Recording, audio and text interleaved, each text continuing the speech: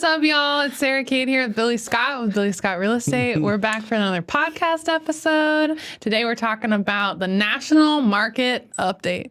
In our last episode, as you can see, we were going to talk about it, and then we got into talking about our time at our training and really what we took away from it. But we want you guys to see that too. I mean, just being honest and just the things that Billy and I take away and what we care about and what hits home for us. So anyway, now we're going to get into the numbers and we're super jazzed about this. It's about time I get to talk more than Sarah does. I know, for crying out loud. So chatty. Oh my gosh. All right. Well, guys, I'm going to geek out for a second. Scott, our amazing guy who makes all of this happen, gave me this clicker thing on my phone. Oh, wait. Okay, this camera. Look how cool this is. So I just get to sit here and tap away while Billy's talking. So anyway, just know as it's moving, it's me. I'm doing it all over here. I'm so excited. It's like when we go to photo shoots and I get to be the clapper. Yeah. I love being the clapper. It's the best. I'm like, oh, yeah, okay. Little Vanna White. Action. It's so fun. All right, well, let's get into it. There we go. Little data disclaimer here. I don't know what this says. What does it say? More or less, this is just for informational purposes only. Yeah. This is not on Keller Williams or any of its affiliates. Everybody has opinions. Everybody has stats. Yeah. Where we pull the information from, all of that. If you've got questions, please reach out to us. We're happy to help. Legal advice and your tax advisor. Go consult them. Do not come after us. Gee whiz. Okay. The numbers that drive U.S. real estate. All right. So, You ready? Yeah. So you've got 6 different options there, right? You got home sales, home prices, total market volume, inventory, rates or mortgage rates, and affordability. So let's get into these and dissect them a little bit. And we're going to be reviewing the board behind us here and kind of talking about it. Yeah. So annual home sales. Something I love about this stat is when you look at the dotted purple line that goes across the middle. Yeah. That dotted purple line is the 2023 home sales. So you could see this dates back to 1990 all the way to 2024, 2025 projections. And the blue lines signify annual single-family home sales in the millions. So in 2005, there was over 7.1 million homes sold compared to 15 years prior, 3.2. Like that's crazy. That's drastic numbers. Yeah. So when we talk about, all right, let's look at the peaks and valleys. You could see the growth over time. You've got more people being born in the world every day. You know, your population's growing by the day. But then you've got that peak and that market shift. I bought my first house in 2006. It was summer of 2006. And that was, the market had just kind of turned. And our interest rate was almost 7% at that time. And that was high for what we thought. Yeah. Even though less than 7% is like the 50 to 60 year trend of what the average is. Right. But so many of us are caught on that 2 to 3% that happened in 21, 22. Why would I pay 6.5% right now? It's like, well, that's still below the industry average in general over 50 or 60 years. Yeah. So then you look at like 2008, 2009, 2010, 2011. Like, look at that downturn from 7.1 to 4.1. 3 million less homes sold. Like, that's that was average. Exactly. That's what's crazy about it. Exactly. And that's something to note, like the bottom of the market. So then as you kind of start crawling out of it, 12, 14, 16, and then the pickup of after 2020, 5.6, that was the best year we had since 2006. Yeah. In 2020. Yeah. And then in 21, over 6 million homes sold. So gaining back to those numbers. But what happened after that? The market softened and it leveled out. It needed to level out. Yeah. It needed to balance. Yeah. It was such a seller's market. It was too extreme. Yeah. So it needed to correct, but also nobody likes hearing that it needs to correct. They love making more money and making more equity. Right. But eventually it runs away from itself. Yep. So it had to balance. And we are closer to a buyer's balanced market. Yeah. When you've got more than 5 or 6 months inventory, generally speaking, you're in more of a balanced market. There's enough homes to choose from over a certain amount of time, yada, yada. Now, when you're in a buyer's market is when you've got more than that 6 months of inventory. Buyers got more negotiation power. Sellers are willing to take less and give more concessions. Yeah. Buyers are holding the control of the cards more. Well, in 21-22, sellers could say, here's my price, and they were getting 3 offers above asking. Do you think they're going to have to budge on concessions or price or repairs? Nope. It was a seller's market. There wasn't enough inventory and too many buyers. Yep. Well, the tables have turned. So in 2023, 4.1 million homes sold. That's right at the industry average. Yeah. And 2024 projected, and then 2025, here we are. You can see they're expecting an uptick. Things are headed in the right direction. But the difference from this is the coming out of this, not staying down at that average as long as we were in 08, 09, 2010, 2011. Yeah. It's looking promising for home buyers in general. So that's encouraging. Yeah. Let's go to the next one. Monthly. Yeah, so when you look at home sales monthly, seasonally adjusted annualized sales rate. So 23 is the purple, 2024 is the blue. So you can look at the blue on a lot of these is lower than the purple until we get about October of last year. And then it started shifting. The purple is lower than the blue. So kind of lower income, more income, the seasonality of it. Like you have less home sales during the holiday months. The November, December, January is more of the lull because, let's pull it off the market for the holidays or whatever. But guess what? There's still home sales every month, every day. It doesn't matter 365 days a year. There's homes buying and selling every single day.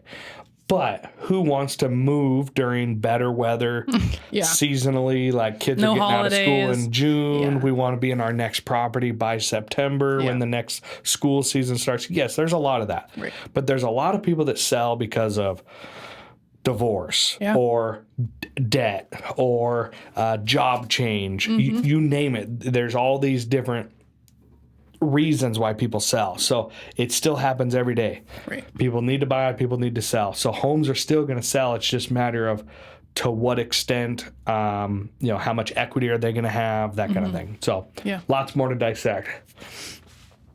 Home prices annually. Okay, this is a good one. This is a fun one. So if you look at the long-term trend, that is your green line when we're talking long-term trend. So there's that 02 to 08 era, see how it jumped above that long-term trim? It spiked in that 05, 06, 07, and then 08 happened and it started dipping off. And then it dipped down from 222 to 166. So 2010, 2011, as you start climbing back, you're right near that long-term trend again. And then 21 spiked and we went above the trend line. And we stayed above the trend line for multiple years. So almost 10% above the trend. That's wild. But look at where we're projected on the yellow line for 2025. We're still projected to have a great number of home sales and above the long-term trend line of 4%. Yeah. So this is very optimistic and promising when you think of real estate in the future it's headed. Yeah. It is interesting that 2020, like you can see just comparing the slides that we were already looking at before. Yep. Like how the market, the inventory was so high, right? And prices were so low in a sense, which is why people are like, yeah, it was awesome. Yeah. Low inventory and then prices jump. Low inventory. Sorry. Yep, Yeah. exactly. It's just crazy. And really, if you think about it, anytime rates drop substantially, When buying power becomes easier, more houses will buy and sell. Yeah. So then rates go down, Yep. home values go up, because when buyers have a feeding frenzy Yeah. of, let's just say, the typical $400,000 home, well, maybe rates dropped 1% over the last 5 months, whatever it may be.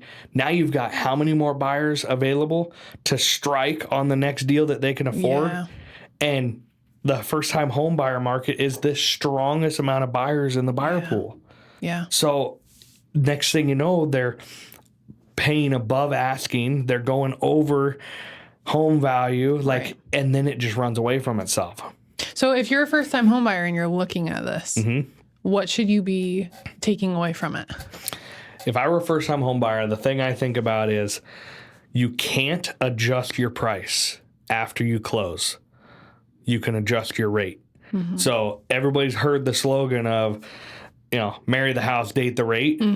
But there's a lot of reality to that of people seem to think that paid $50,000 over on a $450,000 house. Let's say, oh my gosh, it appraised at $500,000. At the peak of it, we paid the difference in the appraisal gap or whatever it may be. Really, that home was worth about $450,000, but they split the difference on the appraisal gap and they paid cash out of pocket. They paid the difference. They wanted that home so bad they paid the difference. Well, when they go to sell it and the market shifted and some properties have decreased in value depending on where and what parts of the market, all of a sudden maybe the home's worth $400,000 and they may be underwater and owe $425,000. You can adjust your interest rate and refi, but if you don't pay that difference when you refinance it, you got to pay the gap in what you owe and what you're refinancing at today's value. Yeah. That's trouble. Yeah. So when you're paying above appraisal value and you're jumping on that bandwagon, be careful, because you could be upside down if you have a shift in the market and that downturn swing. Yeah. Long term, you're still going to win. Right. Long-term gain of owning real estate, even if it's worth less than what you bought it for, but that long-term trend, you're always going to continue gaining. I mean, that's why 70% of America's wealth is through real estate. Right. So that's a no-brainer. Right. But you've got to be able to ride the wave and be able to afford. You got to be able to keep afford it. throughout that. Yeah. Because the thing about the date the rate thing that because I heard that when we were buying our first house too, and I agreed with it, and I still do. The thing about it though is it doesn't matter if you can't afford it. Yep. Right. Yep. So that was the thing. I was like, well, we can afford the interest. Doesn't mean it don't sting. Yeah. But we know that we're in this for the long haul. Yep. So it does make it a little bit easier. But So to kind of piggyback on that, it's when's the right time to buy a house for a first-time home buyer? Yeah. When they can afford it. Yeah. That's the right time to buy. Yeah. Because your market's going to fluctuate and come and go. But when you can afford it, start investing, because the longer you can invest in that property, the more equity you're going to have in the long run. And getting in your first one's the hardest. Rolling into the second one's a lot easier. Yeah. So Yeah. get that. Even if it's a small house and it's not your dream home, it's not supposed to be on your first one. Yeah, our house is 900 square feet. Start building I love equity. it. Yeah. Build Yeah. equity, build your credit. Yeah. Okay. All right. We got next. Home prices. Okay, home prices, annual appreciation. So what we're talking about here is how much the average home appreciates in value and goes up in value long term from 1990 to 2025. So remember the 08 era trend, like the 06 to 2011, where it says negative 4.4, because the market had to balance. You had to have that downturn to balance the market and get back on track. It was needed. And there was part of that here in 23, 24. Look at the balance from 22, 23, 24. Yeah. Same kind of shift. But it's expected that we're probably through the worst of that shift. Yeah. We're still in a shifting market. That doesn't mean things are going to be great for the next year or two. What it means is we don't have near the excess inventory that they had in 07, 08. They had over 1 million extra build outs available that extra homes on the market. Yep. So we don't have that excess. Our days on the market, our average is going up this past 12 months. Average days on market is getting a little bit more inventory coming to the market than what we've had the last few years. Yeah. But we're nowhere where we were in 07, 08, being upside down. So there's a lot of optimism here when you see some of these charts. And this is why they wanted to portray this and look at the numbers and go, let's talk stats, let's talk data. Like, here's the trend. This is what we're seeing. So this is pretty enlightening. Total market volume. So think of agent count. What that means is how many licensed real estate agents were there in 1999? 761,000. Let's jump over to and that's the 25 years later, 1.5 million agents. Yeah. On the last episode, we talked about over 60 to 70% of agents hadn't sold a home or did less than one transaction or less in 2024 in our area. Yeah. So like there's national numbers, there's state numbers, there's local numbers. Yeah, that number is the NAR, which stands for National Association of Realtors agent count. So the green one is the NAR count, and then the 2023 purple line is the volume. So to see the differences, so it's balancing out. Agent drop, the amount of agents that dropped in 07 and 08 was 140,000. Let that sink in a little bit. When the times got tough, so sad. Agents went away. Yeah. Because some of them that weren't producing or were just hanging on with a thread, and then the market got tough and it turned into a skillful market. Right. They out. And Or they I mean, or who knows, right? Like they might life have change. I mean, couldn't afford their house, couldn't whatever it was, just like everybody else. Yep. Yeah, had to get out. Yeah. Yeah, that's But wild. you see that dip in the national agent level. Yeah. And so everything started dropping off after 06, 07, started dropping off like it's getting tougher, it's getting tougher, it's getting tougher. It wasn't until 12 or 13 that you actually started seeing an uptick in new agents coming to the industry, getting their license. Because once you're licensed, you have your license for 2 years. Yeah. And then you figure out, are you going to renew it? Was business good? Are you going to change industries? Is Yeah. it worth keeping on to it? A lot of people go different directions, and it's not for everybody. So another thing is 75% of agents don't make it their first year in the industry. Yeah. So a 4 start, 1 makes it. Almost 90% don't make it within the 3 to 5 year mark. Yeah. So then you think of, I see why those stats of the top 10% are doing 90+% of the business. Yep. And we know agents who got in right before the crash, and they talk about it like, well, we just didn't know any different. Like that was just normal. Like, so to them, even though they were starting out their business, it was like, this is just what you do. Like, that's all we know. Yep. And that's what's crazy. But the people who had been in it so long, it was really hard on them. Not saying it wasn't hard on new agents too, but that was kind of interesting as I've talked to other agents about that. Yeah. Yeah. And especially when they get in the industry their first 2 years and they're kicking butt and taking names, they're trying to figure out their business plan. They're thinking projectile, they're thinking optimism, they're thinking, reaching that North Star. And really what the market's doing is headed in a different direction. And they have to go work twice as hard for the same deals and most likely for less money. Yep. Like that has been the last couple of years of the industry of agents have to work harder. They got to make more calls. They got to do more things. They got to get more creative. It's the overflow and the low hanging fruit that's gone. Mm-hmm. Oh yeah. So when I got licensed in 2023 in January, everybody's like, "Oh my God, you kind of missed the boat." Yeah, I did. Right. But you know what? It's taught me to grind from day one. Because there wasn't there wasn't low-hanging fruit. It's like, you got to go get it. And there's agents that killed it in 21, 22, and they no longer are in the industry. Yeah. And they've had to evaluate, were they a good agent? Was it for them? Or was some of that just overflow, knowing the right people in the right place at the right time? We all get some of that. Yeah. But when the going gets tough, you figure out who's staying and who's going. Tough. Get going. Yeah. Yeah. All right. What else we Next got? one. So on this one, we're going to talk about inventory, annual inventory on the market. So your green dotted line is a balanced market, meaning that 6 months on average, 6 months of homes available, average days on market kind of thing, like looking like a balanced market. It's right in that range, depending on price range. So let's say it's $1 million, $1.5 million.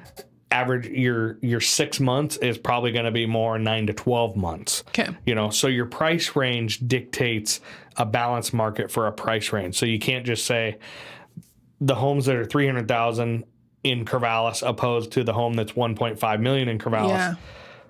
Multiple different markets, multiple Yeah. different price ranges to get to that and this. Yeah. Like, so this is like on your average, you know, here's a balanced market, typically speaking, $400,000 to $450,000 home. Like that's a reference point for the Willamette Valley, generally speaking, even though Benton County is higher on average. Yeah. So yeah, 1983. Gosh, one of the best years ever. Billy was born then. Quit pointing me out. Billy was born in the 83. The 83 era. So Yep. inventory annually, then you look across and you get to 2024, you can see the spike from, you know, that 06 to 2011, 2012, where it peaked. See the amount of inventory that was on the market there. Mm-hmm.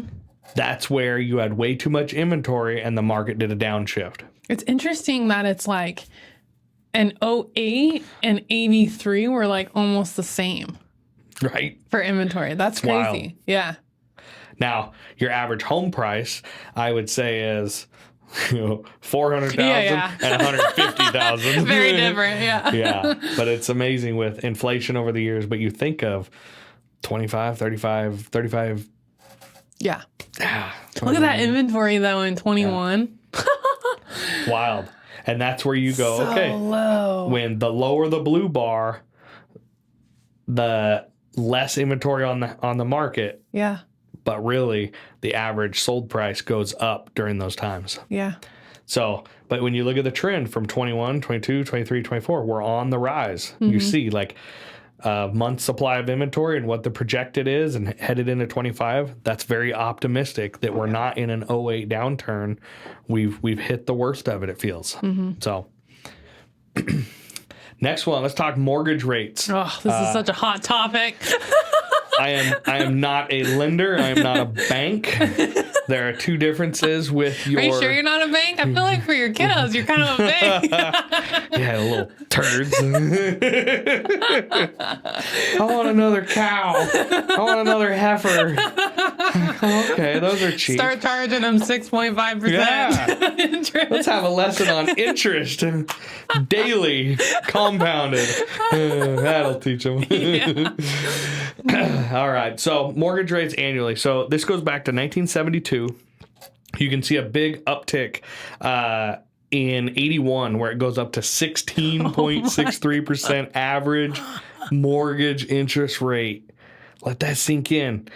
And you want to complain about 6.5%? I know people who bought them. Now, I Yeah. understand that the prices were a lot lower Yeah, then, yeah. right? Which is what everybody always says. Totally. But still, that's a high interest rate. Like, are you kidding the me? cost of money today Yeah. for, you know, $150,000 home in the 80s compared to a $400,000 home now. Right. I'm not going to sit here and sugarcoat Yeah. it.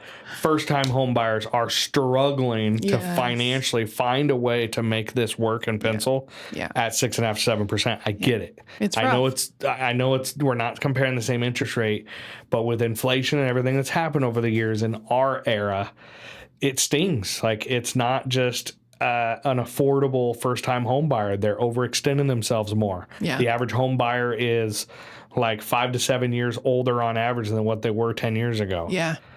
What that means is the cost of money has went up so much that you have to be older before you're getting into your first home on average. Yeah. There's multiple things that could be factored there. But when rental rates get close to mortgage rates, more people buy. When they go, well, gosh, if I only got to spend this much more. But really, talk to your financial advisor, talk to your lender, Yeah. go talk to people that can run your numbers and go, this is how much you're spending each year to rent in your apartment. I know it's less per month, but this is what it's costing you. And oh, wait, let's talk about your tax write-offs that you don't have. Oh, let's talk about your equity that you're growing in your property that is unquantified value that you don't think about. The fact that you're locked in at your payment, and that's what it is. Yeah, you're locked in on your rent, but every year it's going up. Yeah. It's going up. Yeah. On your mortgage, it's not. That was the biggest motivator for us to get out of renting. Because I was just like, I hate paying someone else's mortgage, and this is just going to keep going up every year. You know, It was like, I'd rather just figure out how to get in, even though it's a little more expensive, you know, out of pocket every month. It's like, it's worth it because you are investing. Yeah. You know, especially if you take good care of your property. For sure. It's a really good investment.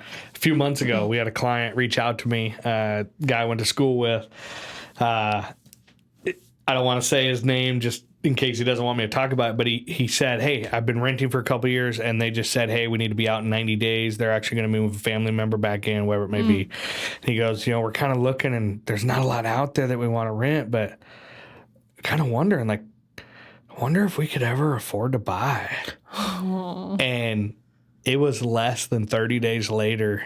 Like, not only were they pre-approved, not only were they house hunting, but we were under contract, headed for the closing table shortly after. That's wild. And that kind of wonder, he called me, we talked about it, and it's like, all right, the first step was call your real estate agent, talk to them, let them know what your goals are, what your motivations, what you're doing. Yeah. The second step is have that real estate agent, get them to their lender, have you talk with that lender and figure out what can you financially afford, where do your numbers lie? And then we figure out and go, okay, now we're not looking at homes that you can't afford. Now we're looking at what you can afford. Here's the realistic side of it. Let's figure out what's going to work for you. What are your wants? What are your needs? Let's make sure we set up the right search and narrow it down. So it's not just like, I want to look at everything. It's like, no, like we need to have a plan. Yeah. Where do you need to be? When do you need to be there by? Let's figure out that motivation level. And let's get rolling. So it's really it was awesome because like 45 days later, they're in their first home, and it was emotional because they went from wondering, I don't know, I think I got to look for another rental, but I wonder, could I afford to buy? And then it becoming a reality. Like we got to be a part of that. Like that, when we talk about the people side of this business and the relational side, that keeps us grinding and working hard for clients. It's, you can't put a price tag on it. So mortgage rates. What from this, like you can just summarize it in a sentence when somebody's like, what should somebody take away from this that should be encouraging to people? Who are wanting to buy? Yeah. So if you look at the green line that goes, the green dotted line that goes across, that's the historical average from 1990 to 24. So over 34 years is around 6%. Now, if you go historical average from the blue line, the light blue line, that goes 18 years past that, and that goes 72 to 24. So if you look at that, that average is 7.72%. So between a 34 to 50, 52 year span, you're between 6 and 7.7 for interest rates over a long, span of life. Right now in 2024, it was 6.72% last year was projected, and then 6.5 is what's projected for this year in 2025. Yeah. So rates are in that range. Definitely, I'm not a bank, I'm not a lender, but generally speaking, you can buy your interest rates down. Like there's different ways to get creative. So talk to your lenders, call us, let us know. We can get you in contact with the right people that's going to fit your mold to see what you can do and what kind of rate you'd get. Yeah. All right. Mortgage rates monthly. Yeah. If you look at this from January 15, where it begins, it was 3.67%. By 2018, we were creeping up almost to 5%. And then 2020 hit, late 2020, it was 2.68% average. In 21, it went to a little above 3. Gosh. And by August of 22, we were at 5.22. Yeah. Which the sales started slowing down at that point. And by October of 22, 6.9%. And that's where people just kind of went, oh gosh, like this is just, it's just last year they were at 2 to 3%. And that's what's on their mind. Not looking at the average of what history has shown. Yeah. but the cost of money is more, and it's inflation's outrunning the availability to buy a home and making it harder. It's not easy, but it's not unrealistic for what history has shown. Why can't our interest rates just stay down there at the 2-3%? Well, that's a great question. What do you think happens to the average price of the home if it stays at 2 to 3%? I don't know. I'm asking you. What happened in 21 and 22? What happened to that is the home prices skyrocketed up to offset the difference of the interest rate. Offset the difference because money was cheaper when you can borrow for a lower rate. Money's cheaper. Then you can go pay more for a house. And then people started overpaying and overextending themselves. And here we are in some of the highest credit card debt in America that they've ever seen. In order to balance the market, like for somebody who doesn't understand, in order to balance the market, interest rates had to come up. So if money is more expensive, it slows down spending. If money is cheaper, it increases spending. That's the simplified version of when money comes too easy, we spend it very easy. Yeah. But when It's true. when the cost of money costs more, it stings a little bit and it makes you think twice about spending. So why can't our interest rates just go up but the prices come down? I think I'm the wrong person for that one. Call the feds. Yep, exactly. No, we don't want that to happen. And people seem to think our president is in control of this. That is not the case.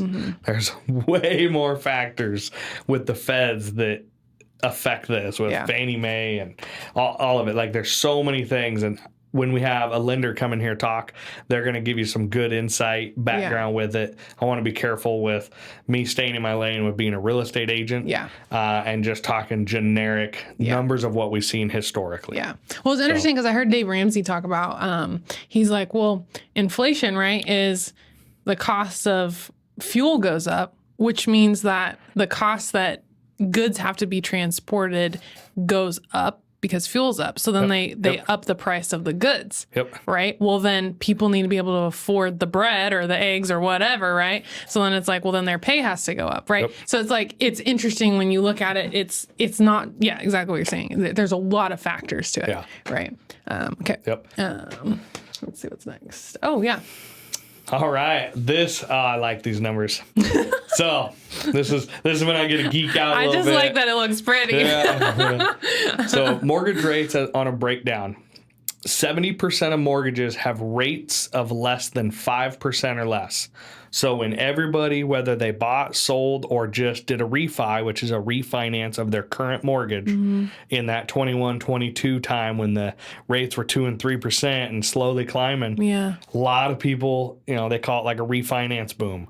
Whatever rate you had, as long as you can drop a 0.5% or a full percent, usually it can pencil depending on your fees and how long you're going to be there. Like if you're going to be moving in a couple of years, it may not make sense to refi. But with how low the rates got, it was kind of a no-brainer that everybody needs to adjust their mortgage rate, jump in while the rates are low as long as you got equity in your house. So 74%, so 3/4 of all the homes in America have an interest rate of 5% or less. Now let's dissect those numbers. So 6% interest rate is the orange, so 6% or more. Only 1/7 of the homes have above a 6%. Now, 10% of them are between 5 and 6%. And that's me. I'm a little 10%er right there. So now we get into that 74%. Let's dissect it. The rate, 18% of homes are between 4 and 5% interest. Those people were pissed off that they waited 6 months to refi when it was 2 to 3, and they thought, "Oh my God, I'm getting screwed. I'm at 4 or 5%." How's it sound now? Like, so now we talk 3 to 4%. 34% of homeowners are between 3 and 4%. Wow, that's 1/3. And then you look at 3% or less, 22%. So overall, 74% are 5% interest rate or less. So let's go to the next one and dissect some more. Affordability. Here's one. When you talk about historical average from 1972 to 2023, you're looking over a 50-year span. You look at the 27% is the green dotted line. Look at the peaks in the early 80s. It went up to 49%. What is that? P&I as a percentage of income. Principal and interest. Okay. And then we talk historical average from 2000 to 2023. So look at the swings on there from 2000 to 2023 and the dip down to 17% in 12, 18% in 20, and then by 2024, 32%. So let's just look at the three peaks from 1981. Mm-hmm. That was a peak in the market. Mm-hmm. 06, that's when the market peaked for the 08 crash. It was at 32%. And then in 2024, it was at 32%, leveling out. And now hopefully it's shifting and headed back down. Mm-hmm. So a lot of these charts are continuing to show support of like we're through the worst of it. Yeah. Of the downturn. Yeah. So next one. Okay, the U.S. economy. So gross domestic product, that's the GDP that will be referenced on some of these charts. We talk about the unemployment rates on average, personal savings rate, inflation, economic risk in 2025, trade policy, and wages versus corporate tax rates. We're not going to get into too much of these, but we're going to cover some of them and try to keep moving. So that GDP, that's the gross domestic product. That's what we're referencing, the year-over-year percentage of change. So if you look at this chart starts in 1990. So in 91, it took a dip, right? Mm-hmm. And then overall, the gross domestic product, 3.5, 2.8, 4.5, 4.1. And then 01 dropped down to 1. And then it kind of did an uptick until 04, 05. Dropped back down in that 08 crash, and then it went negative. So that 91 mark, the 08, 09 mark, and then, the uptick in the economy, and then back in 2020, when COVID broke out and the world turned upside down, it went negative. Mm-hmm. And then all of a sudden, after a downturn, look what it does the following year. It spikes. Shot up. And that shot up to the, one of the highest numbers annually or overall. So, and then it kind of balanced back down and leveled out a little bit more realistic. So, all right, looking at it on a quarterly level from 2014. Yeah. So remember the dip and the spike? Oh, yeah. Holy cow. So from 2014 to 24, so this is a 10-year span. When you look at this, there was a downturn in 14 right at the start, and then overall you've got a lot of balance, a lot of balance movement, and then you hit quarter 1, quarter 2 of 2020. Holy moly. I mean, our world flipped upside down. I feel like that just represents toilet paper. Yeah. Hopefully you had stock and Brawny and Scott's. And then what went down, and then the market got hit and inflated drastically.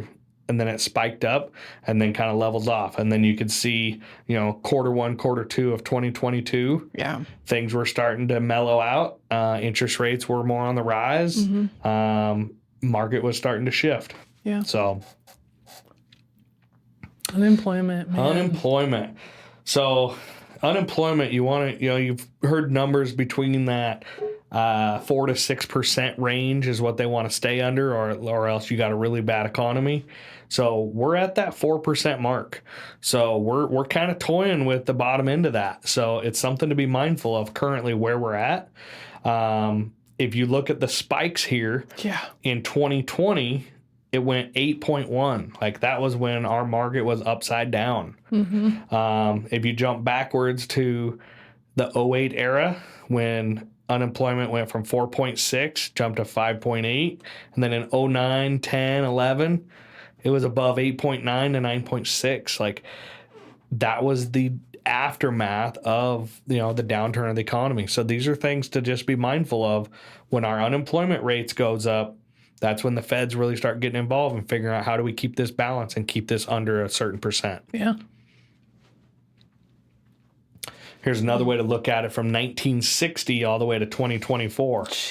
There's peaks and valleys in all these markets over time. So it's not just a level line. But what you can see here is keeping it under that 5% mark. If you look at, the highs and the lows, we're at that 4% on the rise. So hopefully we can get, a hold on that and keep it down at 4% or less overall. Personal savings rates. This is one that I'm not as diverse on. So overall, when you're talking about the average since 1959 is the yellow line at 8.3%. And then the purple line is the average since 2000, and that's at 5.2%. So personal savings rate is down over 3%, which that's not 3%. It's more like 35% of where the average is since 1959. So that's fascinating. Like, it's just interesting to look at it. It's like it is kind of going up and down, kind of more in the same area. Really took a turn down. Obviously went very far down, and then kind of coming. God, the spike of it going up and down through 19 and 21 is. It looks like a heartbeat. It does. It's crazy. Dead alive. Yeah. Oh, no. We call that the pandemic era. Yeah. Oh, gosh. Inflation. Yeah, there we go. I think everybody can see, you got the CPI, which includes energy and food. That's the yellow line. And then you've got the core CPI, which excludes energy and food. So if you look at the yellow line, 6.1% back in 1990, you want that annual inflation to be at 2%. That's the purple line. You want it to stay consistent and inflate 2% a year. Well, if you're at 6.1% in 1990, then you see the peaks and valleys throughout. 08, you can see the low dip that came after a big uptick in 05, 06, and then it dropped off 07, 08, and then the spikes and valleys. So those are things to keep in mind. Then you look at the next dip that really hit down after the 14. We came out of it, and then we hit 2020 again. So we hit that dip, and then it spiked and hit that 7%. And then they knew they had to make some corrections, and the market had to balance. Gosh. And that's when, they keep increasing rates. They have to adjust it so that you can get that down to more of a reasonable level. So the projected for 2025 is 2.1%. Yeah. Or 2.2%. Right. So getting right real in close. line. And that's why people wonder, are interest rates going to be moving much this year? Every training we've been to, they're not talking about much movement on interest rates in general until late summer, early fall. Yeah. There's not going to be that much activity on it based on what we're hearing. But every day it changes. It does. Lots of factors. I'm glad we're not in that Yep. that 2020 inflation right now. Number 5, economic risk in 2025. So here's some things to think about that we could get into the weeds and spend a lot of time on, but we're going to kind of hit the basic stuff. Yeah. Unpredictable policy from trade, immigration, regulation, and spending. Number 2 is natural disasters. Think of what happened just last year, in South Carolina and then over Tennessee, all the places that had drastic flooding, hurricane, California, the fires. We're all relating to it around the world in different things. And then you talk about international conflict. Yeah. There's a lot of international conflict that is not settled and a lot more than average. So it's something that all of that can raise a lot of red flags, and it can create a lot of financial burden on everybody. So a lot of it we don't have control of, but we have to be mindful of it. Yeah. So trade policy. This is a good one when Gary Keller went over it. A tax imposed by a government on imported goods is a tariff. So a lot of times that's been new for people to hear about putting tariffs on stuff in the last 6 to 10 years, say. Yeah, I didn't really know a lot of what it was other than like from history, but like I didn't know. This was like super helpful for me. Yeah. And we'll show a cycle of it, of what it means. So there's 5 reasons for tariffs: revenue, protecting infant industries, protecting established industries, or punishing unfair trade practices, which is reality, national security, and then political leverage. So 2 types of tariffs. There's a targeted tariff, like there's a schedule of goods which are taxed at a specific rate. This is the most common form of tariff. Or there's a blanket tariff, which is more new to what people have been hearing more recently. All goods from a country are taxed at the same rate. These are essentially unprecedented in U.S. history outside of full embargoes. So go to the next one. And this kind of explains it. So if you start at the top and you look at trade policy and tariffs. So starting at spot 1, when you look at this big cargo ship full of containers where a lot of our goods get imported or exported, country A levies tariffs on foreign goods from country B. Okay, so now imported goods from country B become more expensive in country A. All right, now you go to number 3. Country B retaliates with tariffs. Country 4, or spot 4, country A's exports become more expensive in country B. So you're just having a piss and match back and forth. Number 5, importers, exporters, and consumers in both countries suffer. Everybody's going to pay for it. Yeah. And then the market's going to have to balance. Overall trade falls. Economic downturn occurs. Calls for protectionism, and then you go right back to the beginning. So like that's the simplified version of the cycle of a tariff. Yep. But just think about it. If you own the gas station and you're going to get charged 25 cents more per gallon, you're going to say, okay, well, I need to pass that on and charge accordingly. I need to charge $4.25 instead of $4. Yep. Or a portion above it, because you have to make a profit to run business. You can't just do do business to break even. Right. You have to be able to make money. Yeah. Well, the person buying that fuel says, well, why am I paying that extra 25 cents per gallon? Well, who do you think's going to pay it? Right. Well, no. We're just taxing oil companies. Well, how do you think they're going to get paid back for that? It continues getting kicked down the road. Kick the can. Everybody's going to pay it. Right.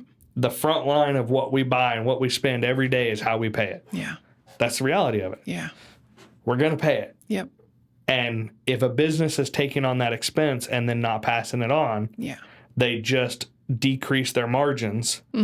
So it needs to be something that's like, okay, well, that's not a big financial impact on our business. We're probably going to absorb it because people have been through enough the last couple of years. We're probably going to hold tight. We don't want to raise prices unless we get hit with other price increases on other goods. And then we just do one jump instead of every little jump we get. Oh, everything goes up. Everything goes up every time. Yeah.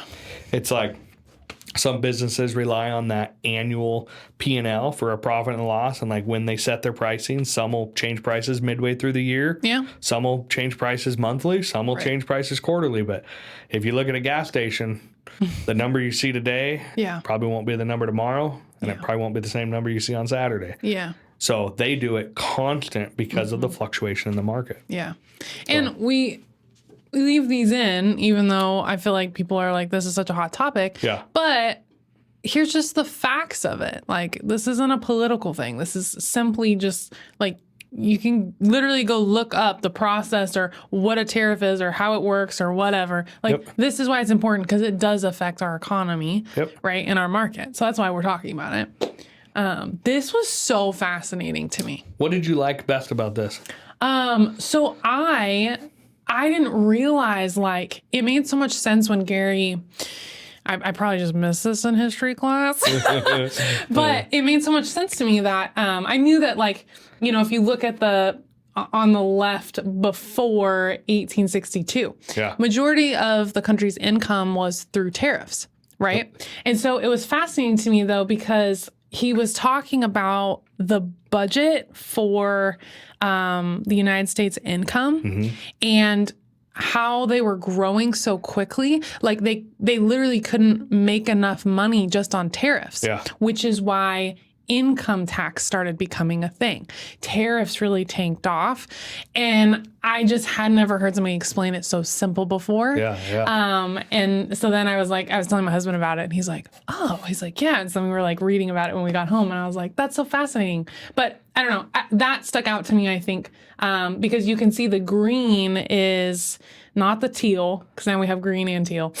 Yeah. But the green is the total income tax. So you can see all of a sudden, kind of in that 1913, a little bit before that, it starts coming into effect more, right? Than just their tariffs and everything. But yeah, the excess tax and stuff. Yeah, it's interesting. It is. And the thing that stood out to me was the purple is the sales of public lands. Yeah. So you can see in the 1800s, there was a lot of sales of public lands. Yeah. In the late 1800s, it slowed down drastically. And by early 1900s, and it stopped. I don't see it anymore. Yep. Exactly. And then you think of the green, that's the total income tax. Yeah. And that's just thinking about sources of U.S. government revenue. So income tax is such a drastic part of that, and a high percentage. And then social insurance and retirement is the teal. Yeah. So pretty wild. Yeah, this is so helpful. I hope people dissect this a little bit, and maybe go to your research more into history and looking at the times of everything, and looking at how things are fluctuating based on, wars and who was in the office and what was going on. But yeah, it's fascinating. All right, wages versus corporate tax rate. So if you look at 1952, where this started, which is around 8%, and then you go all the way for wages growth following that yellow line to about 2024, you're around 7%. So overall, like, that line stays pretty consistent. There's some dips and peaks, but overall, on the average, you're talking 70 years. Well, then the green line is your corporate tax rate.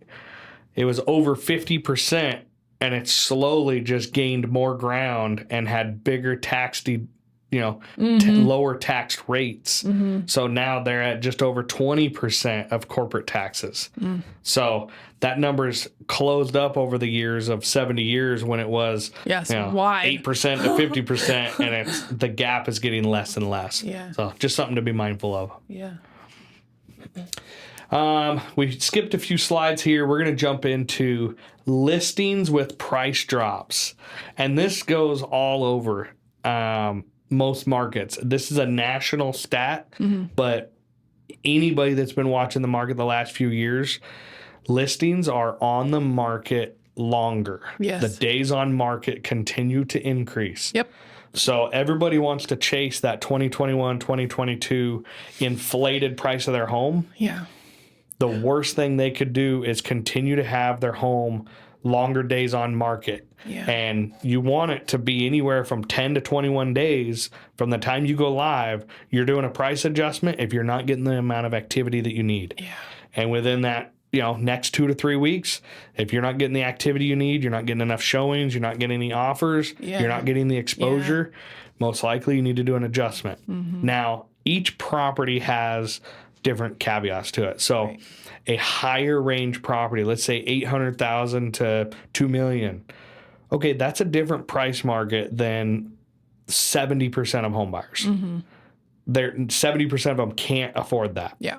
So that's a completely different market. Those may stay on the market longer, but you won't adjust as quickly because it's more of a niche buyer in that market pool, in that buyer pool. It's not, oh my God, we got to sell it in 2 weeks. It's 1.5 million. We didn't get any offers in the first week. We got to reduce the price. Mm-hmm. No, like this is talking, the $300,000 to $600,000 market, $700,000 market.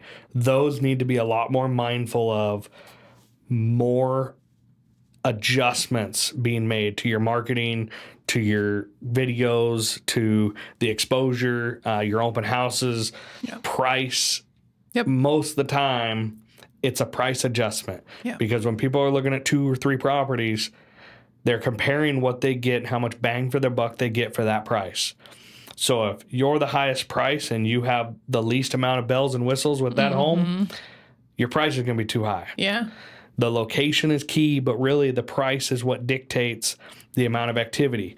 And it's funny because when you get it priced within the market range or where it needs to be, all of a sudden you start getting a lot of activity. Those buyers were there all along, but they didn't see the value in the home for what they could get elsewhere. So it's something to think about. Yeah. So listings with price drops. We go from 2023 in January when I got into the industry 2 years ago, 9% of listings with price drops. It jumped up by the end of summer after the peak season. Now you head into the fall and winter. Look at the amount of price drops because people want to be in their homes September, October. You start having a lot more price drops on average as you're getting into the fall and winter. Yeah. Before people say, I'm just going to pull it off the market at times. Then you look at the next summer. You look at 24. You can look at that 23 market. That was the first year of, okay, like interest rates are higher than people are used to. We're having a few more price adjustments. You look at the next year, month after month, from January 23 to January 24, went from 24% to 9%. Like, let's look at July, 35% to 18%. Let's look at October, 36% to 29%. Like, look at the bar graph and look at the increase. Over year. More listings dropping in price because everybody's so stuck on that number that they heard their home was worth 2 years ago. So when the market data is showing that we don't have the comps and the numbers don't support the data, sellers that are more motivated seeing that, oh my gosh, like the market peaked, it's came and went, it's headed in a downward fashion. We've got to adjust our price accordingly and get where it was. Yeah. And when you think of, I think of that blackjack strategy. When you go to the casino and you spend $100 and you've made $300. Yeah. So you're at $300 on your 100. You're like, heck yeah, the first hour I'm here. And then the next hour you get up to 800. You hit some slots or you throw some craps, maybe a little roulette, hit a little number 2, 3, you never know. Next thing you know, you're like, all right, I'm at $800 on my $100 investment. Well, for the next 4 hours, you hang out with your friends, you have some good dinner, and you leave and you cash out at 300. That's buyers right now, or that's sellers right now. They go, well, I should have walked out of here with $800. I lost $500. No, you didn't lose $500. You weren't ready to leave the casino, also known as you weren't ready to sell your home in the peak market. Yeah. You're ready now, and you've got a ton of equity, and you still tripled your money from 100 to 300. Yeah. And like, it's been a great investment for you. Yeah. But what it was worth 2 years ago is irrelevant. The market shifted 10 times since then. Completely different. But And we also understand that stings. It stings. It does. And we're sorry. Yeah. But we can't do anything about it. But like, agents don't want to come in and say, hey, let's see if we can get less for your home. What? Yeah. If an agent ever says that, do not work with them. And nobody's going to do that. Like, really, our job is to present market stats and data. Like, to see what the market can bear. And it's one thing to try for a short while, see if you can get a little bit more for the right buyer. You got a lot of unique features and try it. But if you don't get the activity you need to get, adjust. Like, nobody wants to sell it for less. No. But nobody wants to have a home for sale for 6 months and just sit there with the same price. No. And it's wasting people's time because the market has said they don't see the value in the home at that price. Yep. You need to adjust. Yep. And the days on market just give buyers more negotiation power. Yep. That's the problem. So when you see days on market, what did you think of when you were buying your house? Why did you look at days on market? I looked at days on market mostly to see like the price, right? Like, how come it's sitting on the market so long? Okay, that means what was a long time to you?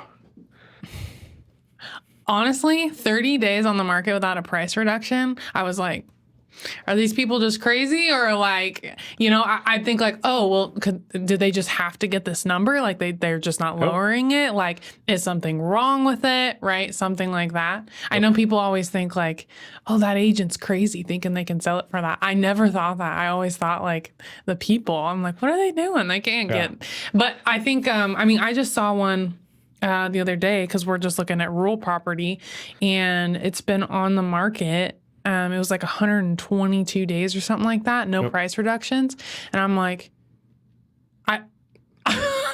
what are you doing? Like, it's not going to sell for that, because if it would, if it was going to, it already would have. Right. But nobody wants to hear that. Yeah. Well, and think of it is, if it's been on the market 4 months and you haven't done a price adjustment. Yeah. People look at it and go, okay, is it the marketing? Yeah. Is it the exposure? Are we getting it on social media? Yeah. Are we getting it on all the MLS platforms? Right. Are we stretching farther for the buyer pool? Yep. Or if those things are being done, why do they say like 98% of the time it's price? It is. Because if the price ain't there, you can't even get them in the door to fall in love with it. No, because you can have all the pretty commercial stuff you want, but the price is what's going to sell your house at the end of the day. Like, it really is. And, I mean, there's other factors, but like, if they can't afford it, it doesn't matter how pretty your house looks.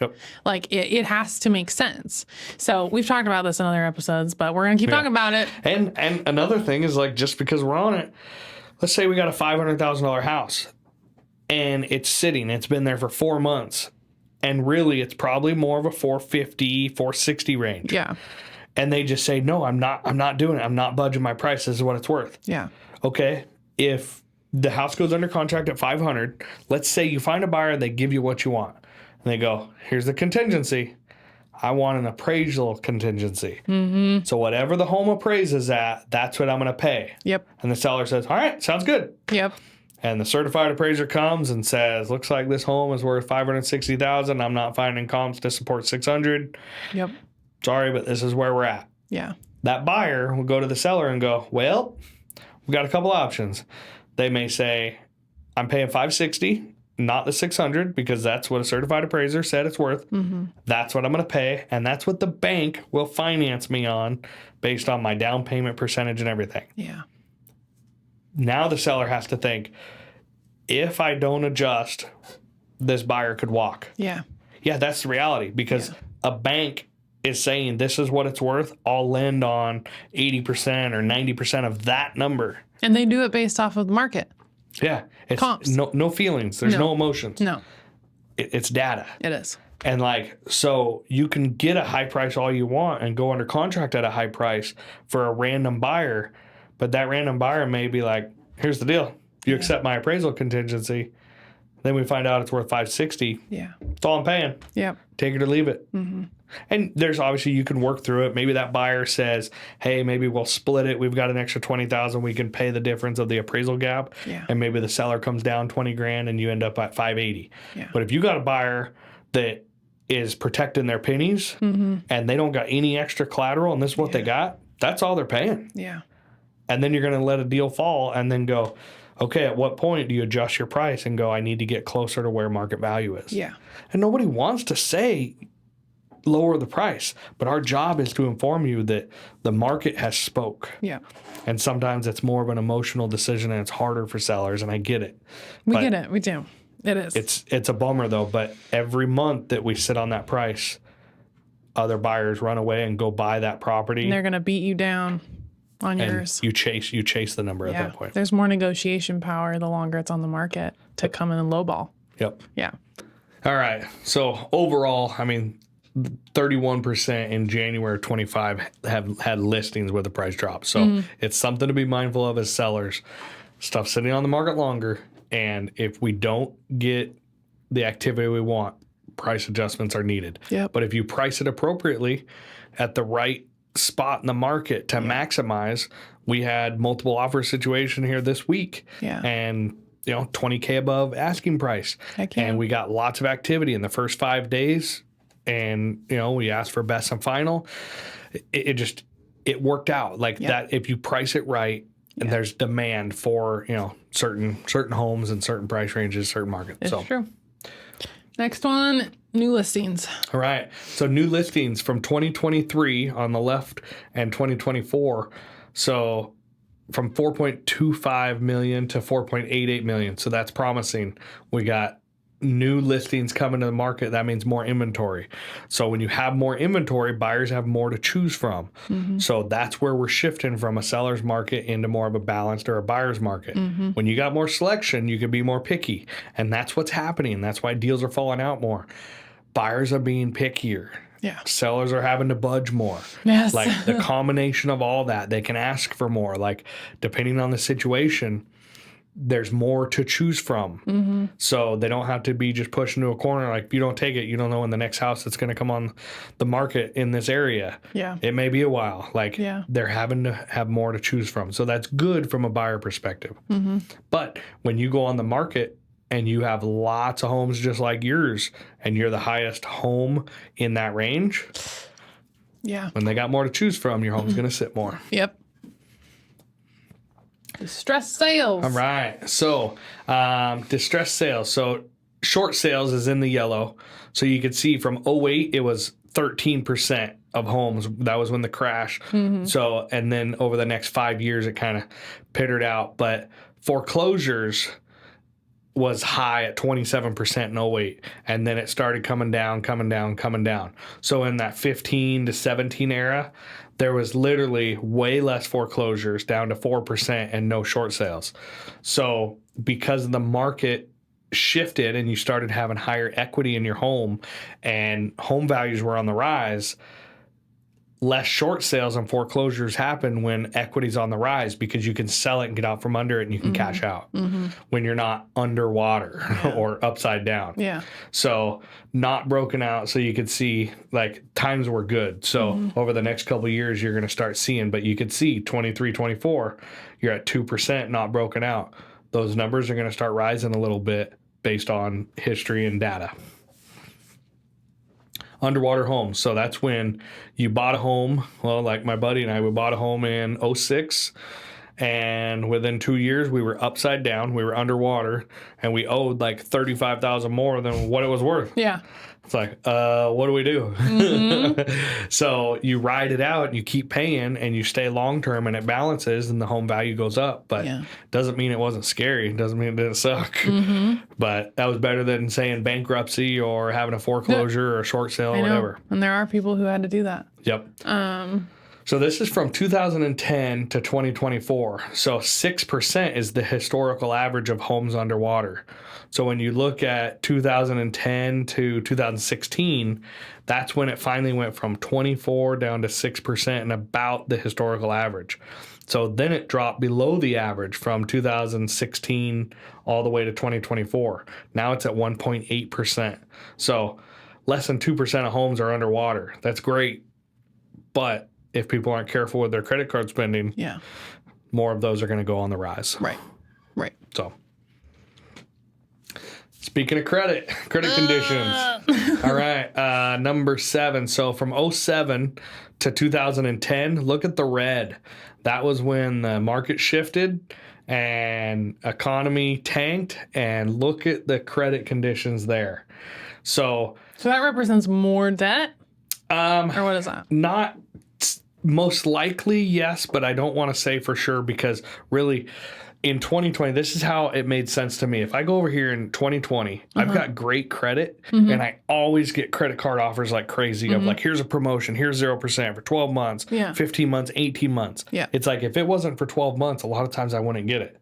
Well, in 22 or 2020, when COVID hit, I was shuffling money around. I'm like, hey, I want to take advantage of one of these balance transfer options.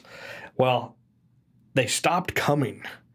And they stopped coming for that like next year. Oh, I see. And the offers we were getting were like 3 months, 6 months. And I'm like, what is going on? Like normally I get these 12 months, 15 months, 18 month promotions. Credit companies in general tightened up all their promotions and all their spending. That makes sense. And literally that was a time where I'm like, oh my gosh, even with good credit. Everything got tightened up. It didn't matter. It wasn't like, oh no, you got a lot of debt. You don't get them. It was literally everybody got tightened up. So I don't want to say this is just a direct correlation of debt, but credit conditions in general tighten up when the economy is not doing well. They reel things in. That makes sense. And that's that makes sense. New home starts. So if we look at 05, So again, that 08, 09, that was the biggest dip. If we look at new home starts, it was above 1 million in 07, and it dropped off to 622,000 the next year, down to 445,000 the next year. We had way more homes on the market as we hit that 07, 08 era, and these are all new home starts. So that investment starts long before that. So you got to buy the development ground. You got to be able to have it subdivided. You got to be able to have, multifamily building, whatever it may be. All the preparation, it may take a year or two by the time you're putting nails into wood and doing some of this stuff. And you have all these starts in place, and all of a sudden the market crashes.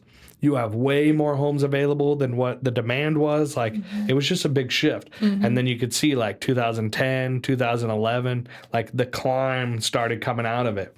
So in 2020, we were almost at that average of 1,000, which is a long-term average, that green line. And then 21, after the COVID boom, a lot more new home starts happened. And then 22, it went right back down to 1,000. Yeah. And they've kind of been lingering around that 900 to 1,000 mark the last 4 years because they don't want to be upside down like they were in 08 with 1 million extra homes on the market than what the market could bear. Yeah. Because then it just, the long game of coming out of that was years. Yeah. So that's where we're not in the same situation as we were in 08. We don't have near the inventory on the market available. That's promising.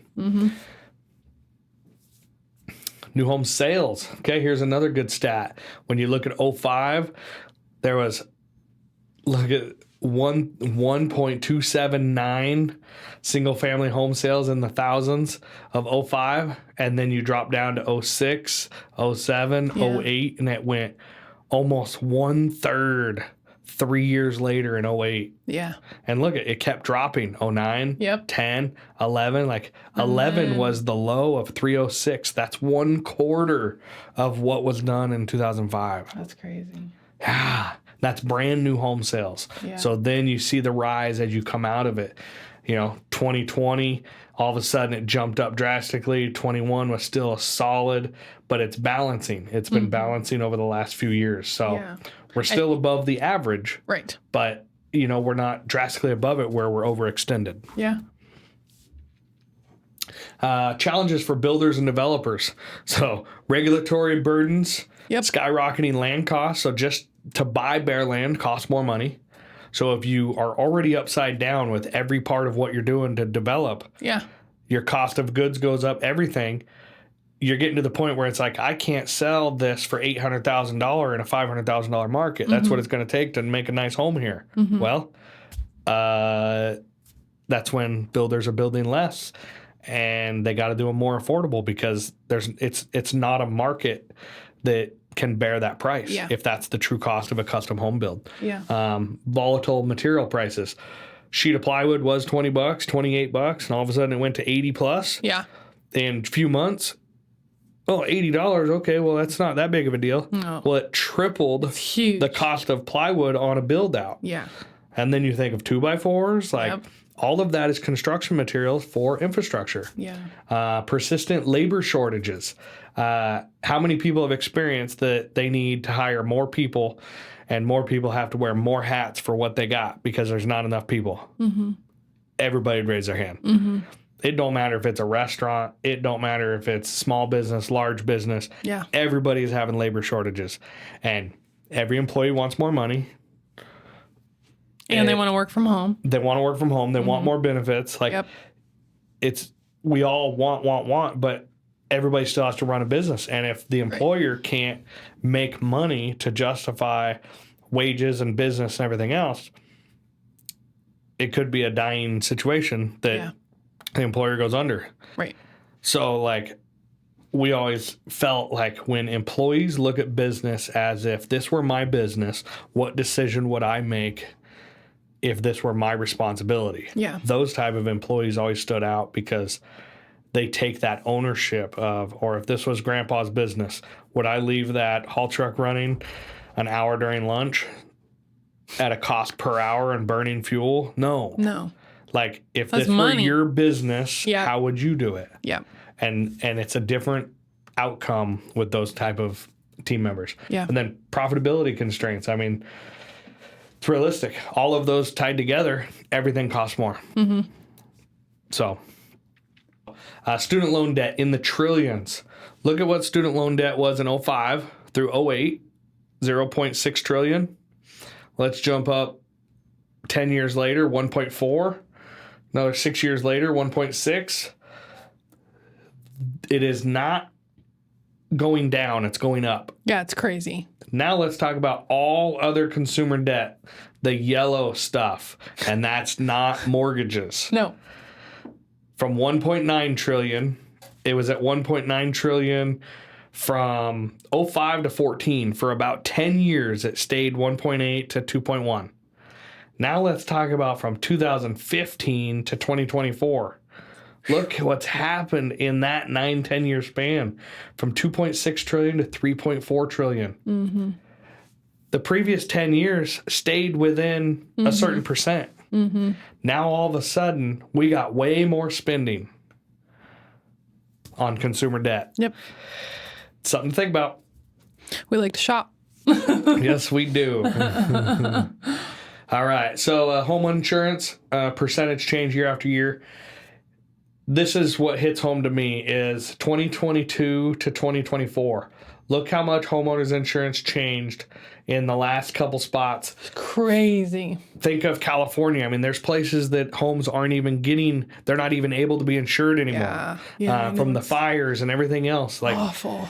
we live next to Starker Timber Ground. Our homeowners insurance almost doubled. And it's like, well, you live right next to a forest. It's like, all right, well, it's not my forest. Yeah. Well, it doesn't matter. You're at Right. risk and reward. Right. Insurance company's going to get paid for their risk. Yep.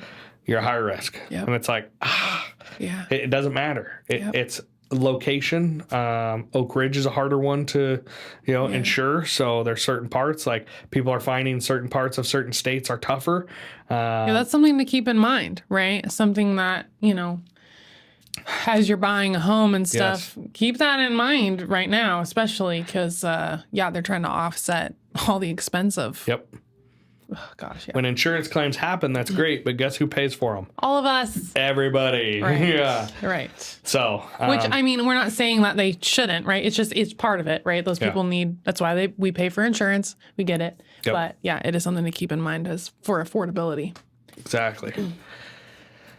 All right, non-renewal rates. So the stuff in red, those are the non-renewals peaking up into that higher rate. Those are spots to think about: California, Oklahoma, Louisiana, Florida, North Carolina. So I think we should move to Alaska. What do you think? So next one. All right, generational wealth transfer. This is a cool one. So baby boomers currently control 85 trillion in assets, which is almost 50% of all assets in the U.S. 85 trillion. That's crazy. 19 of it is in real estate. So now let's look at it a little bit more. 73% of people over 55 say they want to give all or some of their estate to their children before they die. Yeah. So if they're over 55, 3 out of every 4 want to give all or some of their estate to their children Yeah. before they die. Yeah. On average, they want to give away 30% while still alive. So think of that. Well, thank you for tuning into this part of our national market update. We're going to do a part 2. We've got some more stats to go through. But put it in the comments or let us know if this was helpful or what stood out to you guys, or, what you learned from it, or, any opinions that you guys have too. Like, we're always open for more discussion and stuff like that. I'm genuinely curious, like, what people think of all this. So, feel free to put that in the comments. And if you have any real estate needs for buying, selling, investing, know anybody, or who wants to talk more about all the stats that we've been talking about, as far as like how does that affect them buying or selling or investing, give Billy a call. Yeah. I'll put all the info out there for you, and we're always happy to chat. And we're not the experts on everything by any means, but this is the industry that we're in, and Billy actually spends a lot of money on training so that he can properly inform people to help them better understand where to buy, when to sell, those kinds of things, and what's best for them. So anyway, we'll see you on part 2, and thanks for tuning in. Thanks for watching.